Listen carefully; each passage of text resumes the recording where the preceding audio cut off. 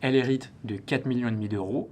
Finalement, elle ne prend rien et elle fait économiser plus d'1,5 million d'euros de fiscalité à ses enfants. Je vais vous parler d'une méthode que je recommande très souvent à mes clients, même s'il y a quelques pièges que je vous donnerai juste après. Je suis Lucien Roy, Family Officer chez Ivesta, et j'accompagne les dirigeants qui ont un grand patrimoine dans leurs problématiques juridiques, fiscales et d'investissement. Comme tout le monde, ces personnes vont hériter de leurs parents, mais avec une particularité.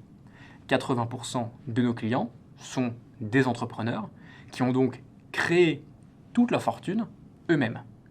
Et donc généralement, la succession qu'ils vont recevoir de leurs parents représente quelque chose de tout petit par rapport à leur patrimoine, et donc ils n'ont pas vraiment besoin de cet argent. C'est là qu'une problématique se pose. Pour eux, quand on veut transmettre du patrimoine, on va souvent payer 45% de droits de donation ou de succession. Par conséquent, toucher l'héritage de ses parents n'a pas beaucoup d'intérêt, parce qu'on va d'abord payer une première fois 45% d'impôts, on va le recevoir, et puis ensuite on va nous-mêmes le retransmettre à nos propres enfants, également avec 45% d'impôts. Quand on paye 2 fois d'affilée, je vous assure, il reste plus grand-chose. Dans cette situation, il est possible de renoncer à la succession, et à ce moment-là, ce qui est fantastique, c'est que les enfants du client vont pouvoir venir représenter leurs parents dans la succession, ce qui fait qu'ils vont eux-mêmes hériter à sa place. Il y a quand même quelques pièges, il faut bien relire le testament, il faut bien faire attention à tous les détails qui peuvent être présents dans la succession, et notamment dans la volonté des grands-parents, mais bien souvent, on arrive quand même à s'en sortir et on peut faire en sorte de réaliser